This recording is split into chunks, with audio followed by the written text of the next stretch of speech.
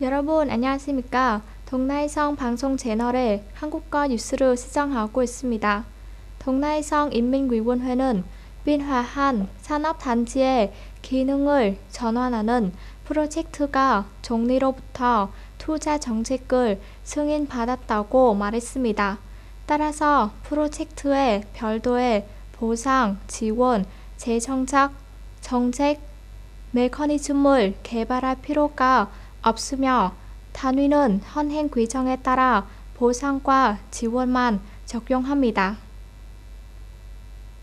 이 내용과 관련하여 성인민위원회는 노동보훈사회부에 계속해서 조사 결과를 종합하고 실제 사항에 따라 근로자를 지원하고 근로자의 권리를 보장할 수 있는 정책을 제안해 줄 것을 요청했습니다. 동시에 건설부는 비엔화한 산업단지 변화계획 아이디어 공모전을 조직하고 실행한 것과 동시에 성의 정치행정 중심지 프로젝트에 대한 투자 정책을 제안하기 위한 서류를 시급히 준비해야 합니다. 한 공구 내 도로 건설 사업의 경우 관련 당사자는 가능한 조사 보고서를 작성해 2024년 9월에 평가를 위해 제출해야 합니다.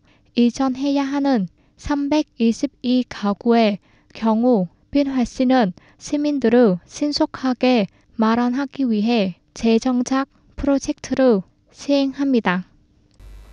동나이성 인민위원회 부위원장 Nguyễn Thị Hoàng 9월 18일에 2024년 동나이성 기술 장의역 대회의 조직 전개 및 결과에 대해 관련 부서, 지부 및 단위와의 회의를 주재했습니다. 8개월간의 시행 후 동나이성 기술 장의역 대회 주최측은 6개 분야에서 약 170개에 달하는 참가 솔루션을 받았습니다. 심사위원단은 각 주제와 각 제품으로 채점을 진행했습니다. 주최측은 가장 높은 성적을 낸 개인과 단위에게 30개의 상을 수여할 예정입니다. 대회 결과에 따라 동나이성 인민위원회 부위원장 Nguyễn Thị Hoàng 주최측의 2024년 대회 우승 해결책의 구조 예상 목록을 검토하고 지방인민위원회에 제출하여 수상시험 해결책 인정 결정을 발행할 것을 제안했습니다. 대회 폐막 및 시상식은 2024년 11월 열릴 예정입니다. 원래 계획에 따르면 2024년 9월 16일부터 GSM 기술을 사용하는 모바일 정보 시스템은 주지만 지원하는 장치에 대한 서비스 제공을 중단할 것입니다. 그러나 기상 영향과 주지 가입자 180만 명 이상의 전환 지연으로 인해 정보통신부가 전파 차단을 한 달 더 연기하기로 결정했습니다. 즉 2024년 10월 15일부터 전국 2지 전파가 완전히 차단됩니다. 최근 럼칸시 바우점 고문에서 흔히 볼 수 있는 이미지입니다. 이전에는 라디오 스피커 시스템과 소셜 네트워크 그룹을 통해 사람들은 모두 2G 전파를 4G로 번환하는 것을 알리고 전파했습니다. 넓은 지역의 일부 통신사는 가장 빠른 목적지에 도달하기 위해 2G 전파를 전환하는 사람들의 비율을 높이기 위해 지역 당국과 협력하여 골목마다 가고 집집마다 문을 두드립니다. 비텔 모바일 네트워크는 동나이성에서 55% 이상의 시장 점유율을 자치하고 있습니다. 2024년 9월 16일 말까지 비텔의 동나이성 전체에서 4G 가입률은 98%에 도달했습니다. 한편 2024년 3월부터 비텔 동나는 추지에서 4G 전바로의 전환에 대한 많은 선전 활동을 진행해 왔습니다. 이와 함께 2024년 초부터 현재까지 이 통신사는 성에 약 195개의 4G 방송국도 추가했습니다.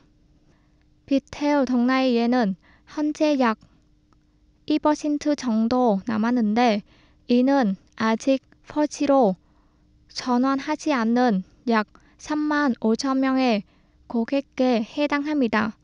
이런 문제를 해결하기 위해 비텔은 최근 50%까지 기기 가격 지원을 실시하거나 현지 인증을 받아 가난한 가구, 근가난한 가구 등 어려운 계층을 대상으로 무상기기 지원을 시행했습니다. 비텔 동나이는 또한 2024년 10월 15일 말까지 4G 기기로 전환하는 고객을 100% 지원할 것이라고 밝혔습니다. 이 내용을 달성하기 위해 단위는 당국이 선전하고 사람들의 동원을 계속 지원하기를 희망합니다. 비텔 동나이는 각 가입자에게 전화 및 통보 인력을 적극적으로 조직하기로 약속했습니다. 또한 비텔 동나이는 계속해서 4G 방송국을 추가할 예정이며 특히 2024년 10월 비텔 동나이가 공식적으로 5G 서비스를 운영할 것으로 예상됩니다. 9월 18일 한국과 일본이 북한의 단거리 탄도미사일을 같은 날 한반도 동쪽으로 발사한 것을 동시에 비난했습니다. 일주일 만에 북한의 두 번째 미사일 발사였습니다. 한국 합참의장은 이날 성명을 통해 우리는 북한의 미사일 발사를 강력히 비난합니다. 이는 한반도의 평화와 안정을 심각하게 위협하는 명백한 도발입니다. 라고 말했습니다. 동시에 한국 합참의장은 다음 어떠한 도발에 대해 강력히 대응할 것을 약속드립니다. 일본 측에서는 기자회견에 대해 모리야 히로시 내각부 장관이 북한의 미사일 발사에 대해 우리는 외교 채널을 통해 강력히 반대했습니다. 우리는 이 행동을 비난합니다. 라고 말했습니다.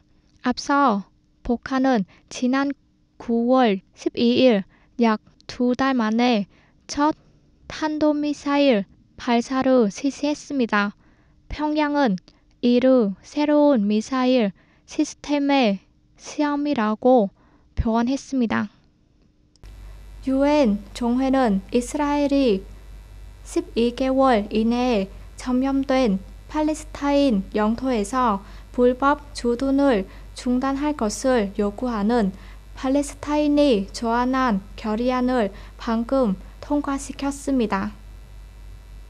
결의안은 찬성 124표, 기권 43표, 이스라엘과 미국 및 12개국이 반대표를 받았습니다. 결의안은 이스라엘의 팔레스타인 영토와 정착촌 점령의 불법이며 중단되어야 한다는 지난 7월 국제사법재판소의 권고 의견을 환영합니다. 이 문서는 각국의 이스라엘 정착촌에서 생산된 제품의 수입을 중단하는 조치를 취할 뿐만 아니라 점령된 팔레스타인 영토에서 사용될 수 있다고 의심되는 무기, 탄약, 장비의 이스라엘 공급이나 이전을 중단할 것을 촉구하고 있습니다. 종회에 결의안은 구속력은 없지만 정치적 가치가 있습니다. 동라이성 라디오와 텔레비전 방송국의 방송 채널 한국어 뉴스를 시청해 주신 시청자 여러분께 감사드립니다. 안녕히 계시고 다음에 뵙겠습니다.